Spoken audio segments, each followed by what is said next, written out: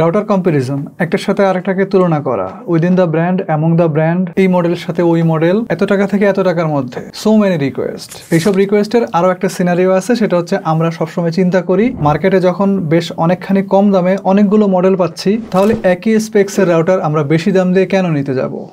এই জিনিসটা ভালো করে বোঝার জন্য আজকের ভিডিওতে আমরা একটা মজার বিষয় ঘটাবো। রিসেন্টলি মার্কেটে যতগুলো N300 মডেলের রাউটার লঞ্চ হয়েছে, আচ্ছা লঞ্চ হওয়ার কারণটা বলি। কারণটা হচ্ছে রিসেন্টলি গভর্নমেন্ট সিঙ্গেল ব্যান্ড রাউটারগুলোর উপর থেকে তাদের দেওয়া ব্যান উঠায় নিয়েছে। খুব অল্প সময়ের মধ্যেই সেগুলোকে আবার আনব্যান করা হয়েছে। কেন আনব্যান করা হয়েছে সেটা ভিন্ন প্রসঙ্গ, ওইটা নিয়ে আরেকদিন কথা বলা যাবে। বাট আনব্যান করার পরে নতুন আরো কিছু মডেল নিয়ে বিভিন্ন কোম্পানি কাজ শুরু করে দিচ্ছে, আর কিছু মডেল তো মার্কেটে অলরেডি ছিলই। এখন এই সিঙ্গেল ব্যান্ডের রাউটারগুলোর দাম কম বেশি 900 টাকা থেকে শুরু করে একদম 1500 টাকার মধ্যে পাওয়া যায়। কতগুলোর দাম আছে এর থেকেও বেশি। সো আপনি যদি একটু মার্কেট অ্যানালাইসিস করেন, আপনি দেখবেন যে দামের যে লোয়ার লিমিট এবং যে আপার লিমিট, তার মাঝখানে আপনার 6 থেকে 1000 টাকা পর্যন্ত ডিফারেন্স থাকে। কিন্তু এদের বেসিক যে স্পেসিফিকেশন সেটা কিন্তু একই।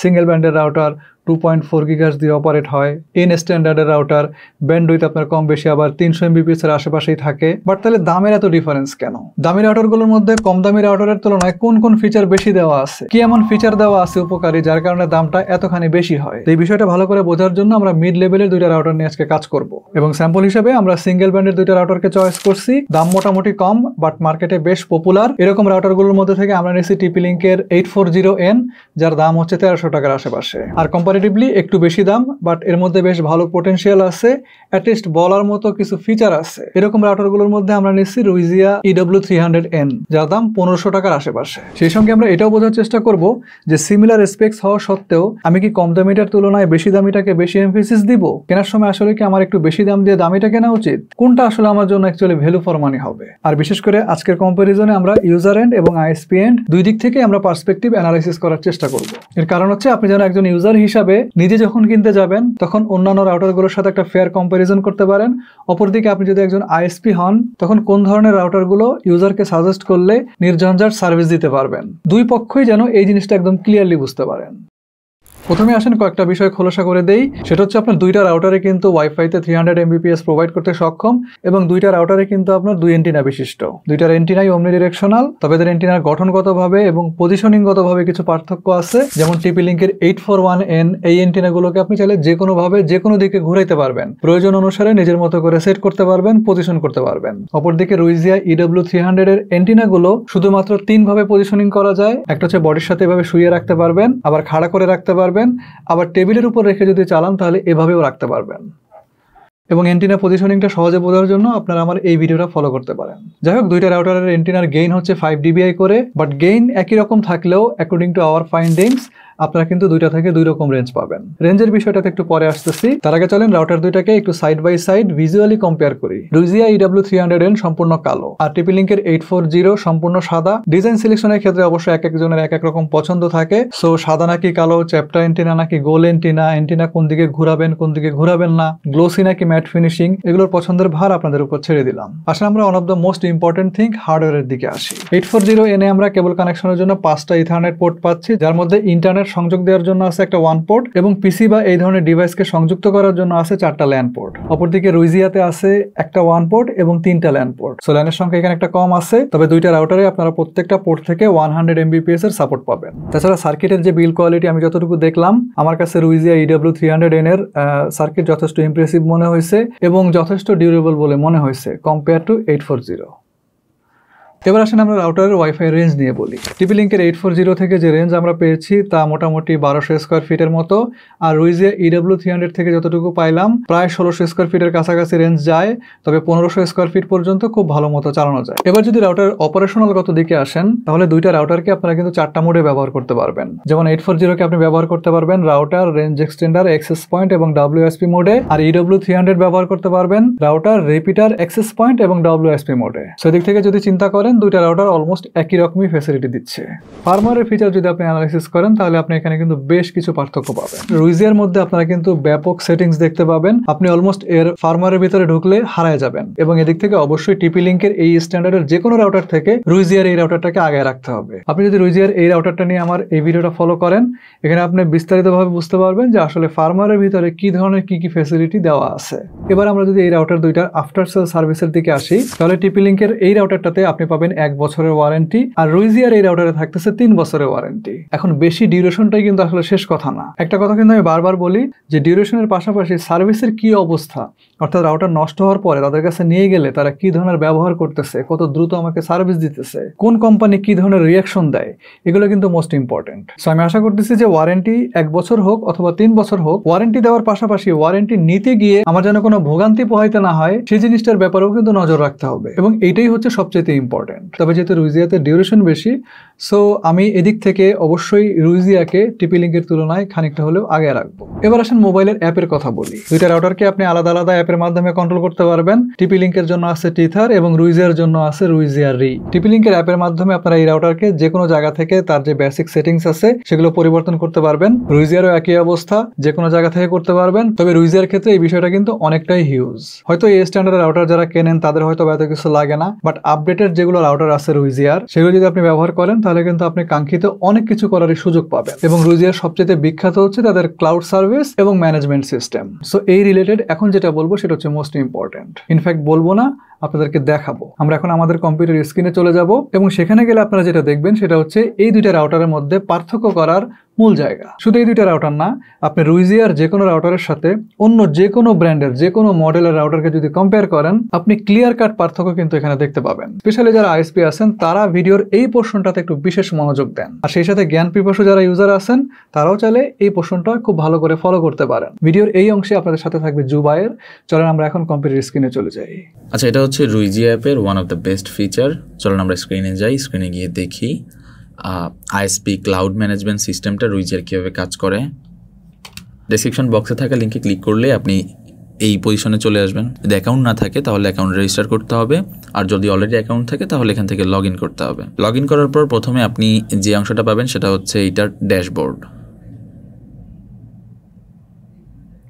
তো এটা ড্যাশবোর্ডের প্রথম যে অংশ সেটা হচ্ছে ওভারভিউ। ওভারভিউতে ক্লিক করলে আপনি দেখতে পারবেন আপনার আশেপাশে থাকা ম্যাপে আপনার কোথায় কোন ক্লায়েন্ট আছে। আমাদের যেহেতু একটা রাউটার কানেক্ট করা আছে তাই এইখানে আমাদের রাউটারের লোকেশনটা দেখাচ্ছে, যেখানে আপনি অ্যালার্ম নামে এই অংশটা পাবেন। এইখানে আপনি হচ্ছে কিছু নোটিফিকেশন পাবেন, ইম্পর্টেন্ট নোটিফিকেশন পাবেন, এবং মোডে ক্লিক করলে আপনি সম্পূর্ণ অ্যালার্ম লিস্ট দেখতে পারবেন। তো আমরা ড্যাশবোর্ডে আবার চলে যাই। ড্যাশবোর্ডের পরের অংশটা হচ্ছে প্রজেক্ট প্যানেল। প্রজেক্ট প্যানেলে ক্লিক করলে আপনি দেখতে পারবেন আপনার প্রজেক্টগুলো, অর্থাৎ আপনার প্রত্যেকটা ক্লায়েন্টকে এখানে প্রজেক্ট আকারে দেখাবে। আপনি এখানে চাইলে নতুন করে প্রজেক্ট অ্যাড করতে পারবেন। আমি এখানে একটা ডেমো প্রজেক্ট অ্যাড করে দেখাচ্ছি আপনাদের বোঝার সুবিধার্থে। প্রজেক্টের নাম দিবেন, অর্থাৎ আপনার ক্লায়েন্টের নাম দিবেন এখানে। আমি এখানে টিএসপি ডেমো দিচ্ছি, ডেমো 3 দিবেন আপনার ইমেল অ্যাড্রেসটি। এরপর পাসওয়ার্ড দিবেন, ম্যানেজমেন্ট পাসওয়ার্ড, অর্থাৎ আপনার এই প্রজেক্টটা ম্যানেজ করার জন্য যে পাসওয়ার্ডটা দরকার এটা দিবেন। পছন্দ মতো একটা পাসওয়ার্ড দিয়ে নেবেন। এরপর আপনি আপনার লোকেশন দিবেন। যেহেতু এটা গুগল লোকেশনের সাথে বাইন্ড করা, তাই আপনার আশেপাশের লোকেশন আপনি লিখলে গুগল লোকেশন ধরে ফেলবে, যাতে করে আপনি খুব ইজিলি আপনার কাঙ্ক্ষিত লোকেশনটি পেয়ে যাবেন।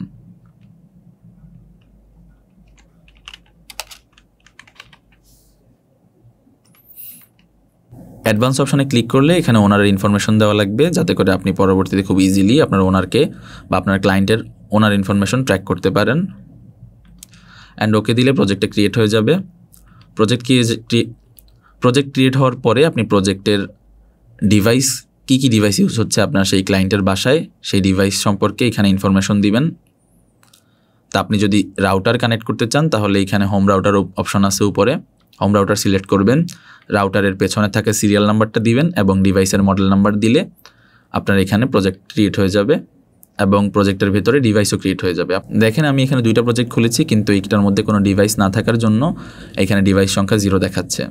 আমাদের যে মেইন প্রজেক্টটা সেটার মধ্যে যদি আমরা ঢুকি, অর্থাৎ আপনার ক্লায়েন্টের যে কোনো প্রজেক্টে ঢুকলে আপনি এরকম অবস্থা দেখতে পারবেন তার ডিভাইসগুলোকে, এবং আপনি চাইলে এইখান থেকে কনফিগারেশন করতে পারবেন, যেখান থেকে আপনি ওয়াইফাই পাসওয়ার্ড সেটিং থেকে শুরু করে চ্যানেল উইথ, চ্যানেল নাম্বার ইত্যাদি আরও অনেক কিছু চেঞ্জ করতে পারবেন। এছাড়াও আপনি এখান থেকে ক্লায়েন্ট লিমিট পর্যন্ত সেট করতে পারবেন এবং চাইলে ক্লায়েন্ট লিমিট অফও করে রাখতে পারেন।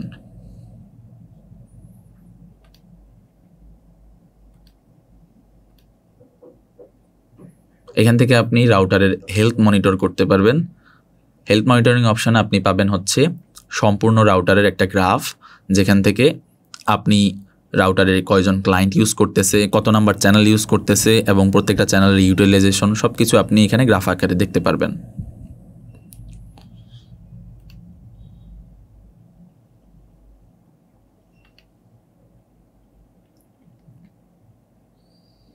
এরপর আপনি দেখতে পারবেন নেটওয়ার্ক টুলস নামে একটা অপশন, যেখানে গেলে আপনি ডায়াগনোসিস করতে পারবেন, পিং টেস্ট করতে পারবেন ট্রেস রাউট, ডিএনএস লুকআপ ইত্যাদি নানা রকম অপশন আপনি এখানে পাবেন। চ্যানেল অ্যানালাইসিসটা হচ্ছে এখানে সবচেয়ে বেশি ইম্পর্ট্যান্ট। আমি একটা চ্যানেল অ্যানালাইসিস করে দেখাচ্ছি। আপনি এখান থেকে দেখতে পারবেন হচ্ছে কোন চ্যানেল নাম্বারটা আপনার ক্লায়েন্টের জন্য বেস্ট হতে পারে। 5 GHz-এর 161 নাম্বার চ্যানেলটা আপনার এই ক্লায়েন্টের জন্য বেস্ট হবে এবং 2.4 GHz-এর 8 নাম্বার চ্যানেলটা এটার জন্য বেস্ট হবে।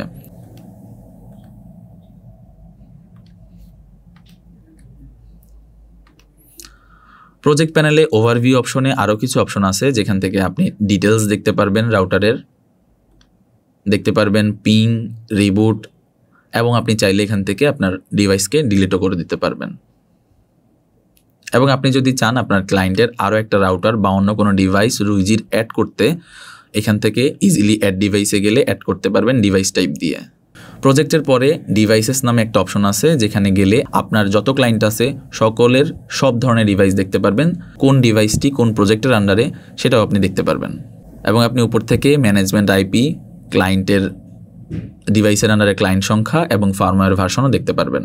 আপনার ক্লায়েন্টের প্রজেক্টগুলোতে আপনার কী ধরনের ডিভাইস ইউজ হচ্ছে তারও একটা সংখ্যা আপনি এখান থেকে জানতে পারবেন। যেমন এখানে home router, gateway, switch, AP ইত্যাদি নানা রকম ডিভাইসের অপশন আছে। এরপরে যে প্যানেলটা সেটা হচ্ছে অপারেশন প্যানেল, যেখান থেকে আপনি আপনার রাউটারের ব্যাচ কনফিগারেশন করতে পারবেন। অর্থাৎ আপনার ক্লায়েন্টের যদি একাধিক রাউটার অথবা ডিভাইস থাকে, সেগুলোতে আপনি একত্রে একবারে পাসওয়ার্ড এবং নাম সিলেক্ট করতে পারবেন। এখান থেকে আমি একটু দেখাই এই অপশনটাকে। আপনি দেখেন আমি এখানে একটা টেমপ্লেট লিস্ট চালু করেছি, যেখানে টেমপ্লেটের নাম দিয়েছি ডেমো 1। এইখানে ক্লায়েন্টের ডিভাইসের নাম দিয়েছি ডেমো ক্লায়েন্ট রাউটার এবং ফ্রিকোয়েন্সি 2টা সিলেক্ট করেছি, এনক্রিপশন মেথড দিয়েছি এবং দিয়েছি পাসওয়ার্ড।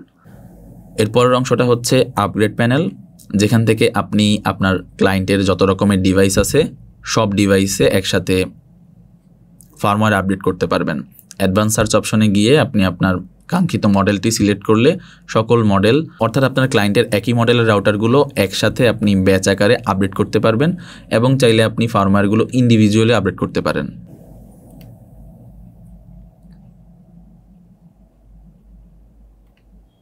এরপর যেই প্যানেলটা সেটা হচ্ছে পারমিশন প্যানেল। আপনি এখান থেকে পারমিশন সেট করতে পারবেন। আপনি চাইলে এমপ্লয়ি ক্রিয়েট করতে পারেন, অর্থাৎ আপনি আপনার এমপ্লয়ীদের রোল সেট আপ করার মাধ্যমে এখান থেকে কাকে কতটুকু অ্যাক্সেস দিবেন আপনি নিজে সেট আপ করতে পারবেন। আপনি যদি এমপ্লয়ি অ্যাকাউন্ট করেন তাহলে এমপ্লয়ি কতটুকু অ্যাক্সেস পাবে আপনার প্রজেক্টগুলো হ্যান্ডেল করার জন্য আপনি এখান থেকে তা নিশ্চিত করতে পারবেন। ক্লাউড আইএসপি ম্যানেজমেন্ট সিস্টেমের এইটা একটা বেস্ট পার্ট, যেখান থেকে আপনি আপনার এমপ্লয়ীদেরকে ইন্ডিভিজুয়ালি ক্লায়েন্টের ডিভাইসগুলো ম্যানেজ করার জন্য হ্যান্ড ওভার করতে পারবেন। আপনি যদি আপনার প্রজেক্টের প্যানেলে গিয়ে এই 3 ডট থেকে হ্যান্ড ওভার অপশনে ক্লিক করেন, সেখান থেকে আপনি আদার সিলেক্ট করে আপনার এমপ্লয়ি অ্যাকাউন্ট লিখলে আপনার এমপ্লয়ি অ্যাকাউন্ট চলে আসবে এবং তাকে হ্যান্ড ওভার করে দিতে পারবেন আপনার এই রাউটারগুলো বা এই প্রজেক্টগুলোকে হ্যান্ডেল করার জন্য। পারমিশনের পর যে প্যানেলটা সেটা হচ্ছে মনিটর প্যানেল। এই মনিটর প্যানেলটা হচ্ছে আরও একটা ফিচার, যেখান থেকে আপনি আপনার যত ক্লায়েন্ট আছে সকল ক্লায়েন্টের অ্যালার্ম সেট করতে পারবেন। এখানে যখন আপনি আপনার প্রজেক্ট সিলেক্ট করবেন, টিএসপি মেইন যদি আমি সিলেক্ট করি, এখানে আপনি অ্যালার্মের জন্য কন্টেন্ট সিলেক্ট করতে পারবেন যে আপনি এখান থেকে কী ধরনের অ্যালার্ম চান। হোম ওয়াইফাইয়ের জন্য চ্যানেল ইউটিলাইজেশন অ্যালার্ম, ইনসাফিসিয়েন্ট পাওয়ার অ্যালার্ম হচ্ছে আমার কাছে মনে হয় বেস্ট। এতে করে আপনার ক্লায়েন্টের ডিভাইসে যদি পাওয়ার ঠিক মতো না যায় আপনি একটা অ্যালার্ম পাবেন। এতে করে আপনি ইজিলি বুঝতে পারবেন, ধরতে পারবেন যে আপনার ক্লায়েন্টের কোনো প্রবলেম হচ্ছে কিনা। লগ অপশনে গেলে আপনি দেখতে পারবেন আপনার ক্লায়েন্টের ডিভাইসের হিস্টোরিক্যাল রেকর্ড, রাউটারের আপ টাইম, রাউটারের কনফিগারেশন চেঞ্জ, কি চেঞ্জ করছে, রাউটারটা অফলাইনে গিয়েছে কিনা ইত্যাদি আরও নানা রকম বিষয় আপনি এখান থেকে মনিটর করতে পারবেন। কনফিগারেশন লগ, অপারেশন লগ এবং আপগ্রেড লগ নামে 3টা আলাদা আলাদা অপশন আছে এই লগ এরিয়াতে। কনফিগারেশন লগে আপনি শুধুমাত্র কনফিগারেশন রিলেটেড চেঞ্জগুলো আপনি এখানে দেখতে পারবেন। অপারেশন লগের ক্ষেত্রে আপনি দেখতে পারবেন শুধুমাত্র অপারেশনগুলো, কে কী ধরনের অপারেশন করেছে, আপনার কোনো এমপ্লয়ি কোনো কিছু চেঞ্জ করলো কিনা, আপনি কোনো কিছু ভুলে চেঞ্জ করছেন কিনা, বা কী কী চেঞ্জ করেছিলেন সব আপনি এখান থেকে দেখতে পারবেন। আর আপগ্রেড লগে দেখতে পারবেন ফার্মওয়্যার আপডেটের ইস্যুগুলো, আপনি কোনো ভার্সন আপডেট করেছেন কিনা, অথবা ক্লায়েন্ট করেছে কিনা, বা আপনার কোনো এমপ্লয়ি ফার্মওয়্যার আপডেট করলো কিনা, আপনি সব এখান থেকে দেখতে পারবেন। এই ছিল আইএসপি ক্লাউড ম্যানেজমেন্টের একটা বেসিক ওভারভিউ। তো আমার কাছে এই বিষয়টা খুব ভালো লেগেছে। আইএসপি একটা হ্যাসেল ফ্রি সলিউশন, আপনাদের টাইম বাঁচবে, টাকাও বাঁচবে। সো কোনো আইএসপি যদি আরো ডিটেলস জানতে চান বা কোনো ইউজার যদি ডিটেলস জানতে চান, আপনারা চাইলে সরাসরি রুইজের সাথে যোগাযোগ করতে পারবেন। আমি ডেসক্রিপশনে তাদের নাম্বার, লিঙ্ক সবকিছু দিয়ে রাখতেছি। আর আজকের ভিডিওর কম্পারিজন করার মূল উদ্দেশ্যটা ছিল এটা যে আমরা যখন রাউটার পারচেস করতে যাই বা অন্যকে পারচেস করতে বলি, তখন দেখা যাচ্ছে কিছু বেসিক ফাংশনের দিকে খেয়াল রেখেই আমরা ডিসিশন নেই বা অন্যের উপর সেটা চাপাই দেওয়ার চেষ্টা করি। এখন বাইরে থেকে তো আপনি শুধু স্পেক্স দেখতেছেন, N300 single band 2.4 GHz, but এর মধ্যে যে আরো অনেক ফেসিলিটি থাকে, এই জিনিসগুলো কিন্তু আমরা না জানার কারণে কমপ্লিটলি ওভারলুক করে যাই। তো আমি আশা করবো আপনারা যখন রাউটার কিনতে যাবেন অথবা কাউকে কোনো কিছু কিনতে বলবেন, তখন বেসিক স্পেক্স এর সঙ্গে সঙ্গে এইসব ফিচার নিয়েও চিন্তা ভাবনা করবেন। তো ভিডিও লম্বা করবো না। If you find the video informative, please like the video and you may also consider subscribing the channel. খুব শীঘ্রই আসবো নতুন কোনো ভিডিও নিয়ে, নতুন কোনো রিভিউ নিয়ে। সে পর্যন্ত সবাই ভালো থাকেন এবং সুস্থ থাকেন। আল্লাহ হাফেজ।